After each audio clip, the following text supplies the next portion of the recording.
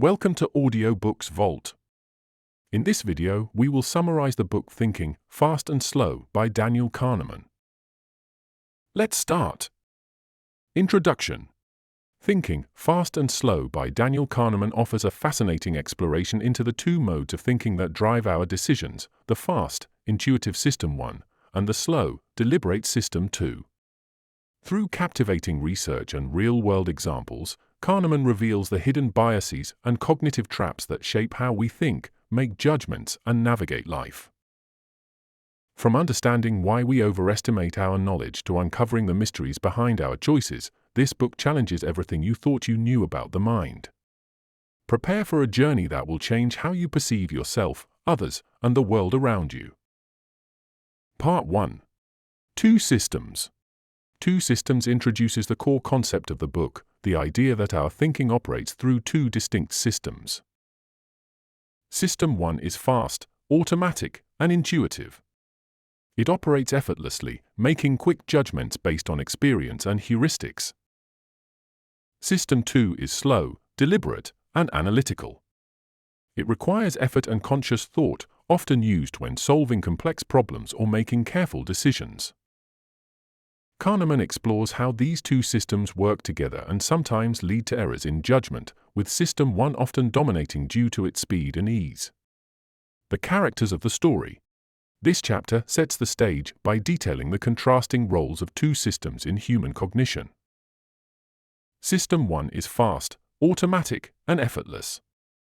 It operates continuously, often running in the background, and it makes quick decisions without the need for conscious thought or attention. This system is largely intuitive, driven by experience and patterns it has learned over time. It allows individuals to navigate the world efficiently by recognizing patterns, making judgments, and reacting to stimuli almost instantly.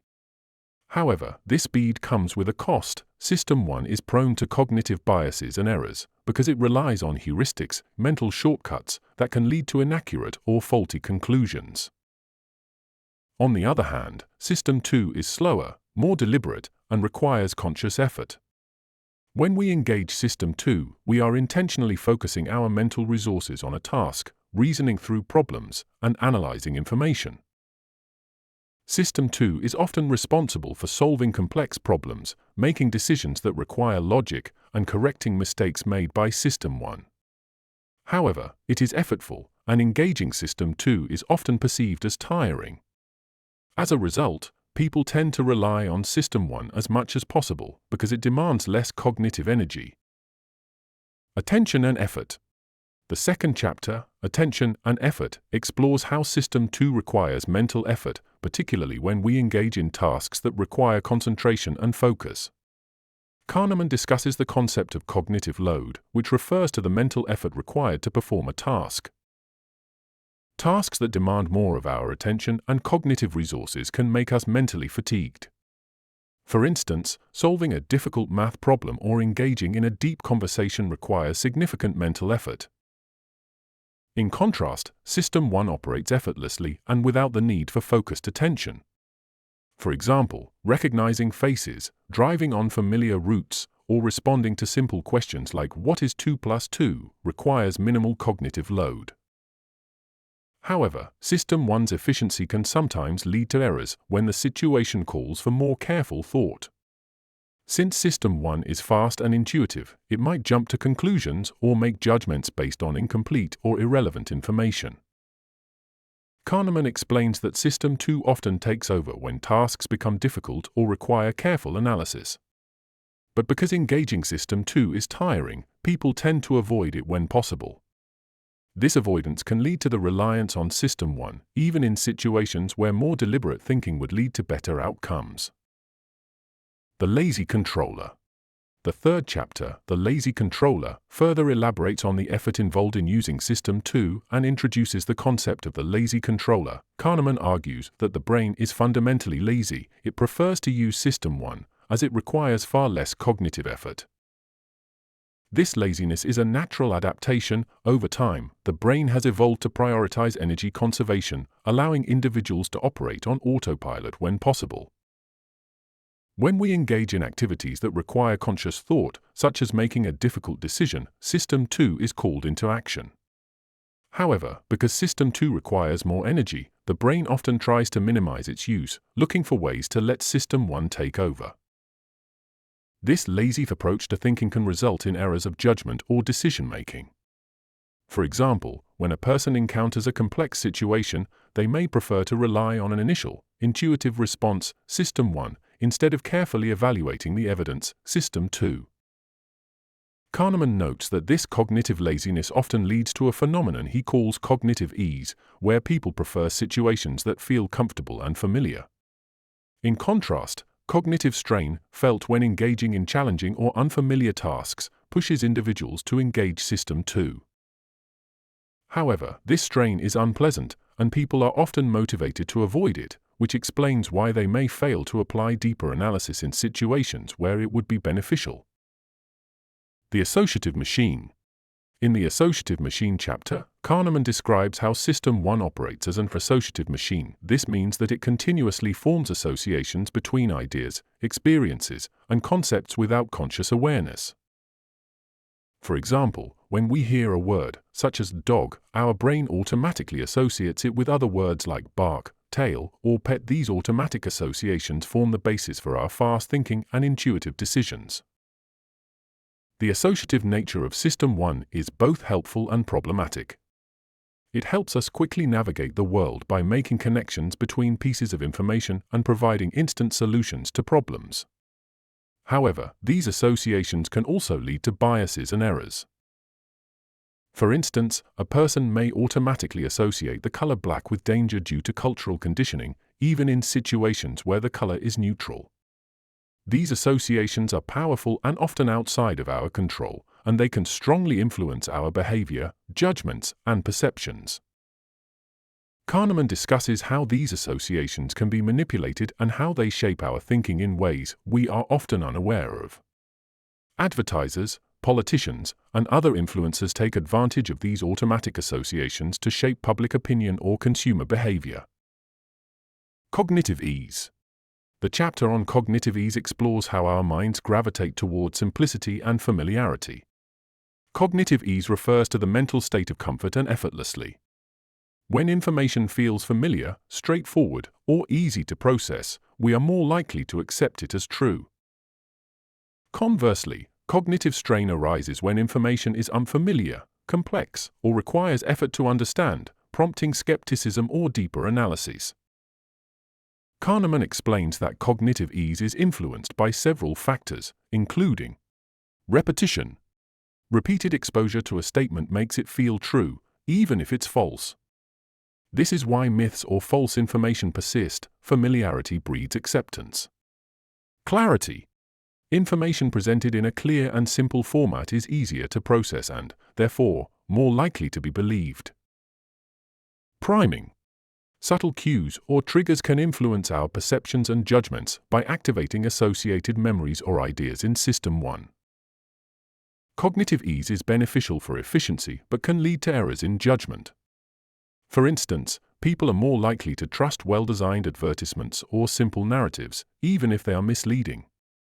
System 1 drives this process, allowing us to quickly accept or reject information without engaging System 2's analytical reasoning.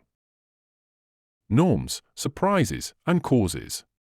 In Norms, Surprises, and Causes, Kahneman discusses how our minds create expectations about the world and react when those expectations are violated. System 1 constantly monitors the environment for patterns, using past experiences to establish norms, a mental baseline for what is typical or expected. When something unexpected happens, it triggers a sense of surprise. This reaction is immediate and automatic, as System 1 evaluates whether the surprise requires further attention or action. For example, seeing a dog with 3 legs might prompt surprise because it violates the mental norm of dogs having 4 legs.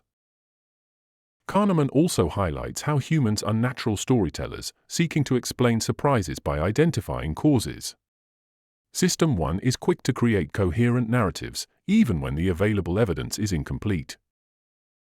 This drive for causality often leads to overgeneralizations and errors, such as seeing patterns where none exist or attributing random events to intentional actions.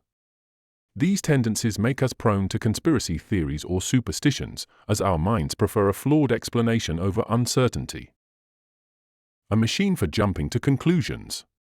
In A Machine for Jumping to Conclusions, Kahneman elaborates on System 1's propensity to make quick decisions based on limited information. System 1 operates as a machine that fills in gaps in knowledge by relying on heuristics, biases, and associative thinking. This ability is both a strength and a weakness. It allows for fast decision-making but can lead to errors when situations require deeper analysis. One key concept introduced is Wisiati, what you see is all there is. This principle reflects how System 1 evaluates situations based only on the information at hand, ignoring what is missing or unknown. For example, if someone is described as kind and intelligent, we might assume they are also competent, even without evidence to support that assumption. This leads to overconfidence in judgments and decisions, as System 1 constructs a coherent story from incomplete data. Jumping to conclusions is efficient for routine decisions but problematic in complex situations. System 2 can intervene to correct errors, but it is often disengaged unless prompted by cognitive strain or clear signs of a mistake. How judgments happen. In How Judgments Happen, Kahneman explores how System 1 uses mental shortcuts, or heuristics, to make judgments about the world. Heuristics are efficient but imperfect tools that simplify complex decisions. One prominent heuristic is substitution, where System 1 answers an easier question instead of the more difficult one being asked. For instance, instead of evaluating a candidate's overall qualifications, a difficult question, people might focus on their likability or one standout accomplishment, an easier question. Another concept is affect heuristic, where judgments are influenced by emotions. Positive feelings about a person, object, or situation can lead to overly optimistic assessments, while negative emotions can have the opposite effect. These emotional shortcuts often override more analytical evaluations, leading to biased decisions. Kahneman also discusses the role of anchoring, where initial information, even if irrelevant, influences subsequent judgments. For example, if someone hears that a house is priced at $500,000, they are likely to use that figure as a reference point, even if the true value is much lower. Conclusion. Part 1 concludes by emphasizing the dynamic interplay between the fast, intuitive System 1 and the slow, analytical System 2. While System 1 excels in efficiency and pattern recognition, it is prone to biases and errors, often influenced by cognitive ease, associative thinking, and a tendency to jump to conclusions. System 2, though capable of overriding these errors, is effortful and frequently disengaged, leading us to rely heavily on System 1's shortcuts. This foundational understanding sets the stage for exploring how these systems shape our judgments, decisions, and susceptibility to biases throughout the rest of the book. Part 2, Heuristics and Biases. Part 2 examines the mental shortcuts, heuristics, that System 1 uses to simplify complex decisions and judgments. While these heuristics are efficient, they often lead to systematic errors, or biases, that distort our thinking. Kahneman explores how these biases influence perception, decision-making, and reasoning in various contexts. This section highlights the inherent flaws in intuitive thinking and underscores the importance of engaging System 2 for more rational and accurate judgments. Answering an easier question. In this chapter, Kahneman introduces the concept of substitution, a mental shortcut used by System 1 when faced with complex questions. Instead of answering the difficult question directly, the mind substitutes it with an easier, related question that it can answer more intuitively. This process is automatic and often unconscious. For example, if asked, "How happy are you with your life?" people might instead answer, "How happy am I right now?" The easier question bypasses the complexities of evaluating overall life satisfaction and provides a quicker, albeit less accurate, response. While substitution can be useful for efficiency, it often leads to oversimplifications and errors in judgment. This explains phenomena like the affect heuristic, where emotional responses to a situation influence unrelated judgments. For instance, a person's feelings about a politician's personality might affect their evaluation of the politician's policies, even if the two are unrelated. Kahneman emphasizes that this heuristic is particularly dangerous in decision-making contexts, as individuals may believe they are addressing the original question when they are, in fact, relying on a less relevant or overly simplified answer. The law of small numbers. In the law of small numbers, Kahneman discusses how humans are prone to overgeneralizing based on small sample sizes. System 1 has a tendency to treat all evidence as equally valid, leading to the mistaken belief that small samples accurately represent larger populations. This bias, called the small sample fallacy, can result in flawed conclusions. For instance, a small survey showing a dramatic result, e.g., 100% of participants loved this product, might seem convincing, even though such outcomes are more likely due to random variation than true effects. Larger samples tend to average out random fluctuations and provide a more reliable picture, but System 1 often ignores this statistical principle. Kahneman explains that this bias stems from the mind's preference for coherence and patterns. We are wired to seek meaning, even in random or limited data, leading us to infer trends or causal relationships that do not exist. This tendency is prevalent in fields like education, healthcare, and investing, where decisions are frequently made based on insufficient data. Anchors. In the chapter Anchors, Kahneman describes how initial information, referred to as an anchor, influences subsequent judgments and decisions, even when the anchor is arbitrary or irrelevant. This phenomenon, known as anchoring bias, occurs because System 1 uses the anchor as a starting point and adjusts from it, often insufficiently. For example, when asked whether the population of Turkey is higher or lower than 40 million, people's estimates will cluster around 40 million, even though the true population is much larger. The anchor subtly shapes their perception, even if they are aware it is arbitrary. Anchoring is widely exploited in areas like marketing, negotiation, and pricing. For instance, setting a high initial price for a product makes subsequent discounts seem more appealing, even if the final price remains above fair market value. Kahneman highlights two mechanisms that drive anchoring. Priming, the anchor activates related concepts in memory, subtly influencing judgments. Adjustment, System 2 adjusts estimates away from the anchor but often stops prematurely, resulting in biased conclusions. Anchoring demonstrates the interplay between System 1's intuitive processes and System 2's analytical oversight, revealing how even deliberate reasoning can be swayed by irrelevant information. The science of availability. The chapter The Science of Availability explores how people evaluate the likelihood of events based on how easily examples come to mind. This mental shortcut, known as the availability heuristic, causes individuals to overestimate the probability of vivid, memorable, or recent events, while underestimating less salient ones. For instance, after watching news reports about airplane crashes, people might overestimate the risk of flying, even though air travel is statistically much safer than driving. Similarly, sensationalized media coverage of rare events, such as shark attacks or lottery wins, skews public perception of their frequency. Kahneman explains that availability is influenced by several factors, including recency. Recent events are more accessible in memory. Vividness. Dramatic or emotionally charged events are easier to recall. Repetition. Frequent exposure increases the perceived likelihood of an event. The availability heuristic is adaptive in many everyday situations, allowing for quick decision-making.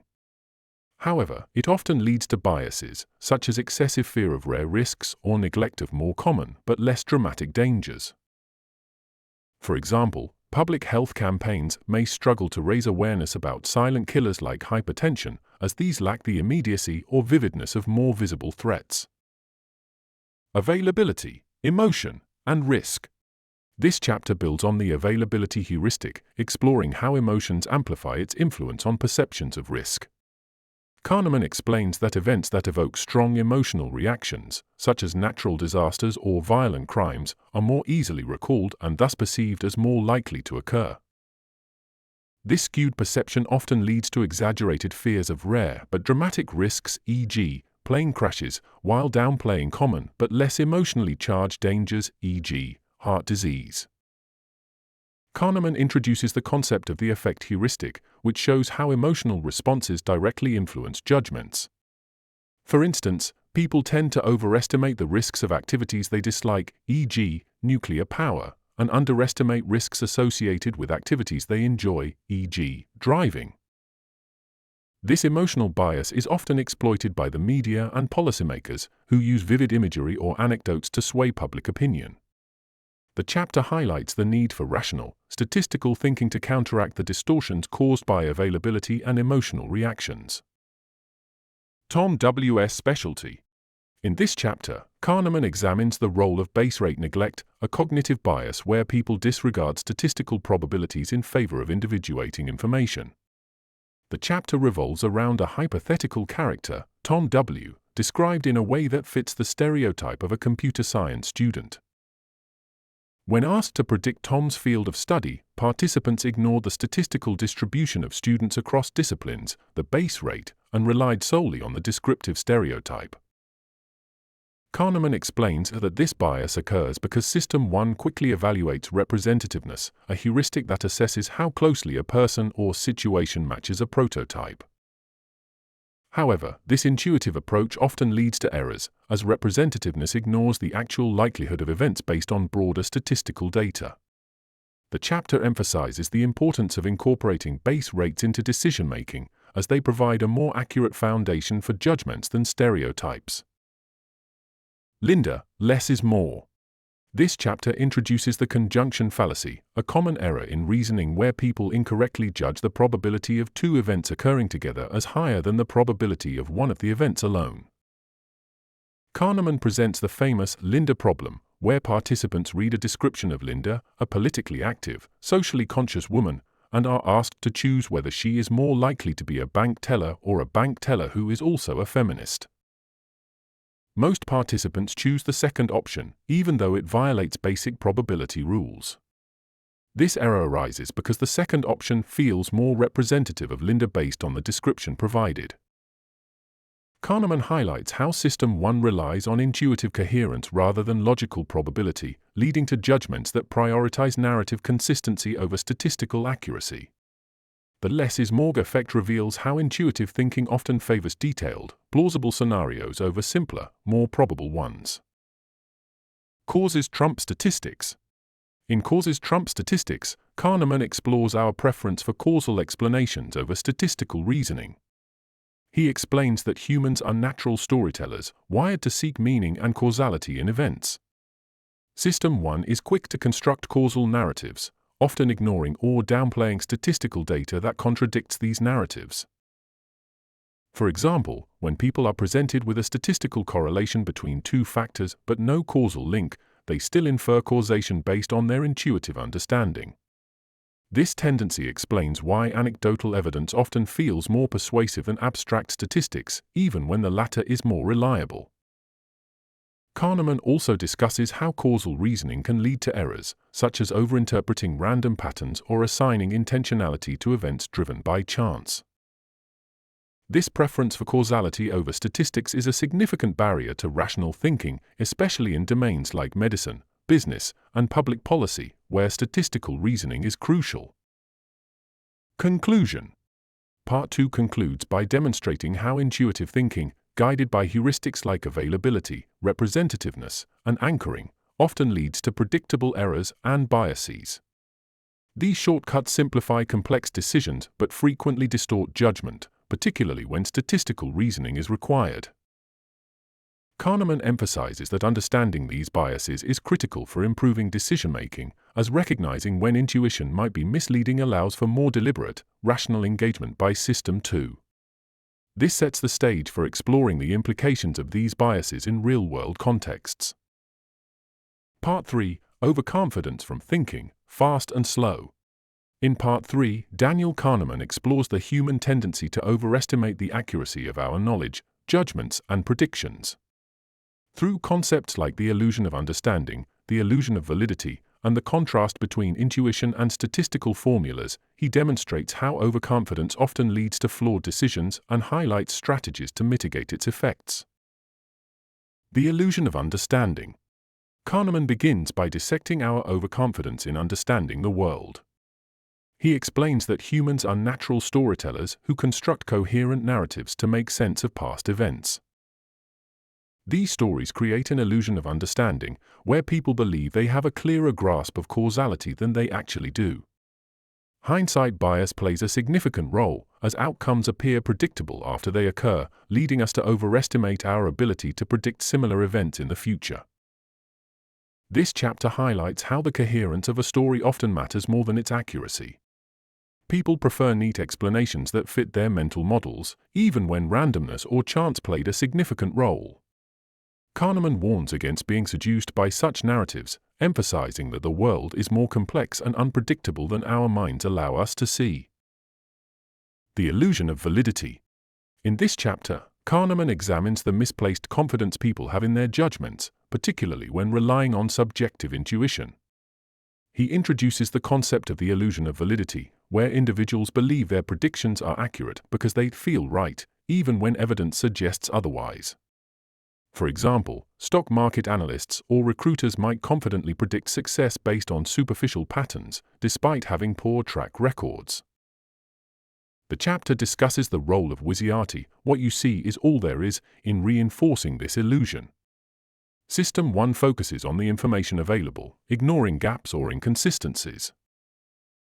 This tendency leads people to assign excessive confidence to predictions made with limited or unreliable data. Kahneman underscores the dangers of this overconfidence, particularly in high-stakes fields like finance and business. Intuitions versus formulas. Kahneman contrasts the reliability of human intuition with that of statistical models or formulas. He argues that simple algorithms often outperform human judgment in predicting outcomes, as they are consistent and immune to emotional biases. Intuition, on the other hand, is prone to errors, especially when influenced by irrelevant factors like mood, confidence, or situational context. The chapter includes examples from diverse domains, such as medical diagnoses, academic admissions, and financial forecasting. In each case, formulas based on key predictors consistently outperformed expert judgment. Kahneman explains that the resistance to using algorithms often stems from a deep-seated trust in human intuition, even when evidence shows it to be less reliable. Expert intuition, when can we trust it? While Kahneman critiques intuition in many contexts, he acknowledges that expert intuition can be reliable in certain conditions. For intuition to work effectively, two criteria must be met: an environment with regular, predictable patterns. Experts develop intuition through prolonged exposure to consistent and stable feedback loops. Opportunity for practice and feedback. Continuous learning and refinement are essential for building accurate intuitive judgments. Examples of reliable expert intuition include chess masters, firefighters, and skilled athletes, where consistent practice in structured environments leads to genuine expertise. However, in fields with high uncertainty or randomness, such as financial markets, intuition is less dependable. Kahneman warns against trusting intuition in such domains, as experts often confuse confidence with accuracy. The outside view. In the outside view, Kahneman introduces the concept of planning fallacy, where individuals and groups underestimate the time, costs, and risks involved in projects while overestimating their benefits. This bias stems from focusing on specific details of a project, the inside view, while neglecting broader statistical data, the outside view. To counteract this bias, Kahneman advocates for reference class forecasting, which involves comparing a project to similar past cases to estimate outcomes more realistically. For example, instead of relying on optimistic estimates for a new construction project, planners should consider historical data on similar projects' timelines and budgets. This approach shifts focus from overly detailed, subjective forecasts to evidence-based assessments, reducing the likelihood of costly misjudgments. Conclusion. Part 3 highlights the dangers of overestimating our ability to predict and understand the world. Kahneman demonstrates how illusions of understanding and validity, coupled with over-reliance on intuition, lead to flawed judgments. While expert intuition can be valuable in structured environments, it is often unreliable in complex, unpredictable fields. By adopting strategies like reference class forecasting and relying on statistical models, we can mitigate overconfidence and make more informed decisions. Ultimately, this section underscores the importance of humility and evidence-based reasoning in navigating an uncertain world. Part 4. Choices. In Part 4, Daniel Kahneman explores the psychology of decision-making under uncertainty, focusing on how people evaluate risks and rewards. Drawing on his groundbreaking work in prospect theory, Kahneman reveals how individuals deviate from rational economic models due to cognitive biases and framing effects. This section highlights concepts such as the endowment effect, the fourfold pattern of preferences, and the impact of framing on choices, offering insights into human behavior and strategies for improving decision-making. Prospect theory. Kahneman begins by introducing prospect theory, which he developed with Amos Tversky to explain how people make decisions under risk. Unlike classical economic theories, which assume humans are rational and utility-maximizing, prospect theory demonstrates that people value potential gains and losses differently, often leading to irrational behaviors. The theory identifies two key principles. Loss aversion. People dislike losses more than they enjoy equivalent gains. For example, losing $100 feels more painful than gaining $100 feels pleasurable.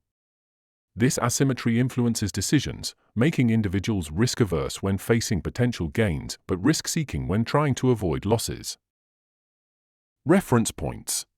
People evaluate outcomes relative to a specific reference point rather than absolute outcomes. Changes relative to this point, gains or losses, are what drive decisions.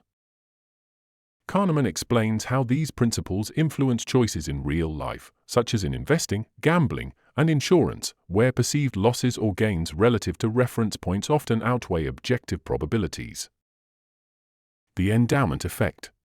In this chapter, Kahneman discusses the endowment effect, which occurs when people assign greater value to things they own compared to equivalent items they do not own. This bias stems from loss aversion, as parting with an owned object feels like a loss, which people are motivated to avoid. For instance, a person who owns a coffee mug might refuse to sell it for $5, even if they would not pay $5 to buy the same mug. The endowment effect illustrates how ownership changes perceptions of value, often leading to irrational decisions in markets and negotiations. Kahneman notes that this effect has significant implications for fields like marketing, real estate, and legal settlements. Sellers often overvalue their possessions, creating discrepancies between buying and selling prices.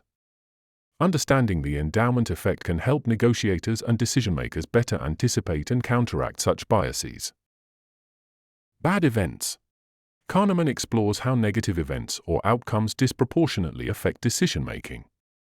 Due to loss aversion, people often place greater weight on avoiding bad outcomes than on achieving good ones. For example, the fear of losing money might prevent an individual from investing, even when the potential gains outweigh the risks. This chapter also highlights how negative events trigger stronger emotional reactions than positive ones, further amplifying their impact on decisions. Kahneman explains that this bias is evolutionarily adaptive, as avoiding threats or losses historically had greater survival value than pursuing gains. However, in modern contexts, it often leads to overly cautious or pessimistic behavior. The fourfold pattern. The fourfold pattern of preferences provides a framework for understanding how people evaluate risk in various scenarios. Kahneman categorizes decisions into four quadrants based on two factors: the probability of outcomes, high or low, and whether the outcomes involve gains or losses. High probability of gains. People are risk-averse, preferring certain gains over risky options with higher potential rewards. High probability of losses. People are risk-seeking, preferring risky options that might avoid certain losses, even if the expected value is worse. Low probability of gains. People are risk-seeking, attracted to lotteries or gambles with small chances of large rewards. Low probability of losses. People are risk-averse, willing to pay for insurance or safety measures to avoid unlikely but significant losses. This pattern explains seemingly inconsistent behaviors, such as why people buy lottery tickets, risk-seeking, and insurance, risk-averse. Kahneman shows that these preferences are driven more by emotional responses than by rational calculations of expected value. Rare events. In this chapter, Kahneman examines how people perceive and respond to rare events. System 1 exaggerates the likelihood and impact of rare but vivid events, such as plane crashes or terrorist attacks, because they are emotionally salient and easily brought to mind. This leads to overestimation of their probability and disproportionate reactions, such as avoiding air travel despite its relative safety. Kahneman explains how decision weights, which represent subjective probabilities, differ from actual probabilities. Rare events are overweighted in decision-making, leading to behaviors like overpaying for insurance against highly unlikely risks or overvaluing lottery tickets. He emphasizes the importance of engaging System 2 to counteract these biases and make decisions based on objective probabilities rather than emotional reactions. Risk policies. Kahneman discusses the concept of risk policies, which are general rules or strategies for managing risk. He argues that instead of making isolated decisions in individual cases, people should adopt consistent policies that align with long-term goals and rational principles. For instance, an investor might decide to always diversify their portfolio or avoid chasing speculative gains, rather than reacting emotionally to each new opportunity. Such policies reduce the influence of short-term emotions and cognitive biases, leading to more stable and rational outcomes. Kahneman also highlights the role of organizations in creating frameworks that guide decision-making. By standardizing procedures and encouraging data-driven approaches, businesses can reduce the impact of individual biases and improve overall performance. Keeping score. This chapter explores how people mentally keep score of their gains and losses, often in ways that distort rational decision-making. Kahneman introduces the concept of mental accounting, where individuals compartmentalize their finances or resources into separate categories rather than treating them as part of a whole. For example, a person might refuse to spend a bonus on necessities because they mentally classify it as fun money, even if using it for essentials makes more sense.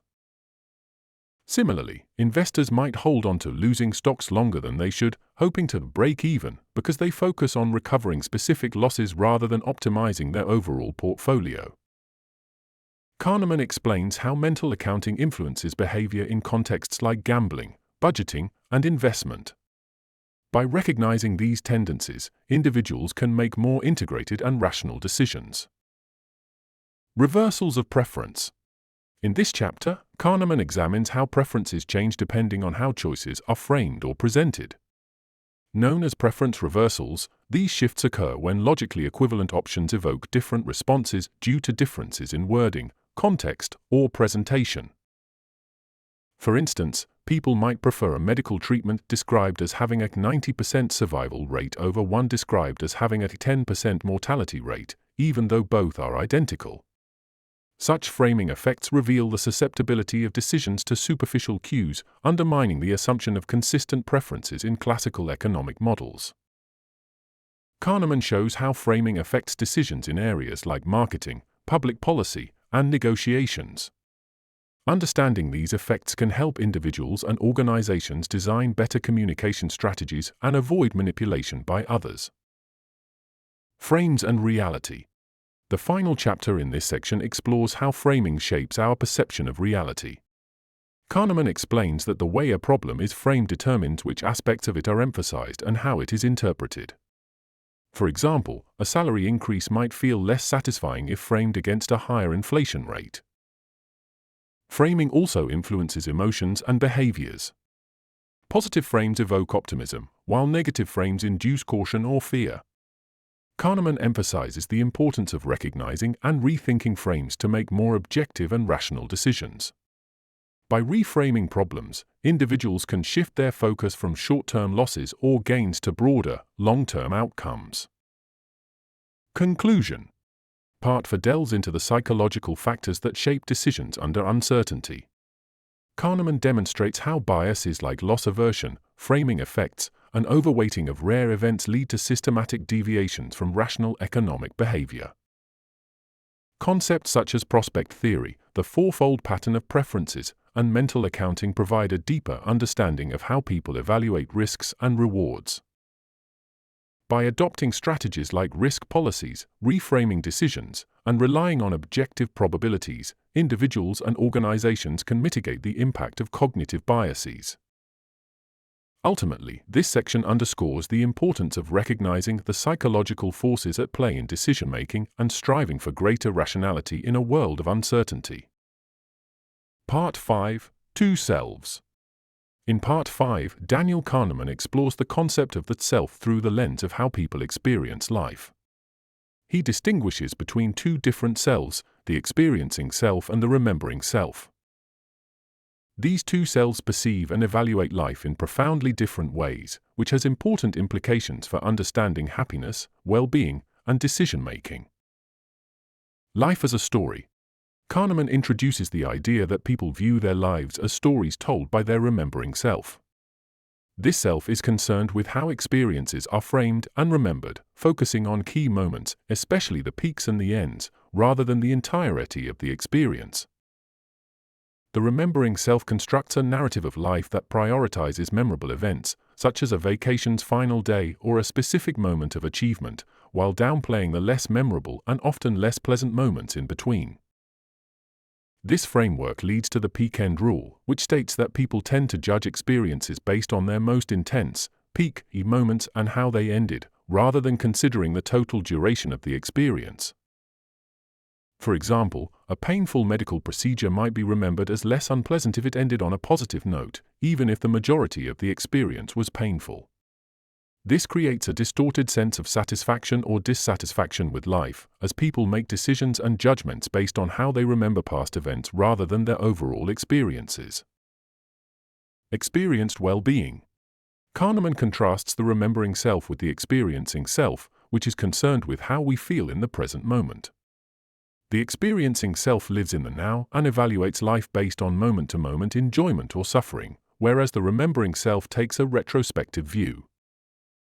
Kahneman notes that the experiencing self has a different perspective on happiness and well-being, which can sometimes be at odds with the remembering self's narrative.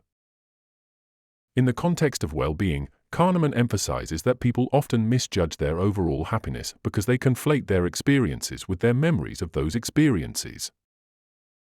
He suggests that the experiencing self is a more accurate measure of well-being, as it reflects the actual enjoyment of life as it happens, without the distortions caused by hindsight or selective memory. Thinking about life. The final chapter of this section delves into how people evaluate their lives when asked to think about them. Kahneman discusses the paradox that people often report lower levels of happiness when they reflect on their lives in general, despite having positive moment-to-moment experiences. This discrepancy arises because people tend to focus more on negative experiences and the larger life story than the day-to-day pleasure of living. Kahneman concludes that understanding the difference between the experiencing self and the remembering self can help individuals make better choices about how they live their lives, placing more value on experiences that genuinely contribute to happiness in the present moment rather than constructing an idealized life story based on past memories. Conclusion. In Part 5, Kahneman highlights how the remembering self and the experiencing self evaluate life differently, leading to contrasting perceptions of happiness and well-being. Understanding the dynamics between these selves can help individuals improve their life choices by focusing more on the quality of their experiences in the present moment, rather than overly emphasizing how life is remembered. Conclusion. In the conclusion of Thinking, Fast and Slow, Daniel Kahneman reflects on the fundamental difference between the experiencing self and the remembering self. While the experiencing self lives in the present moment, the remembering self constructs a narrative based on key moments, often distorting the actual experience. Kahneman discusses the implications of this riddle, suggesting that our memories of happiness or suffering are often inaccurate. This divergence between experience and memory complicates our understanding of well-being, influencing both personal decisions and broader societal measures of happiness. He concludes that a better grasp of these differences can improve life choices and policy. If you enjoyed the summary, then like the video and subscribe to Audiobooks Vault. Tell us if there is any other book you want us to summarize. Goodbye.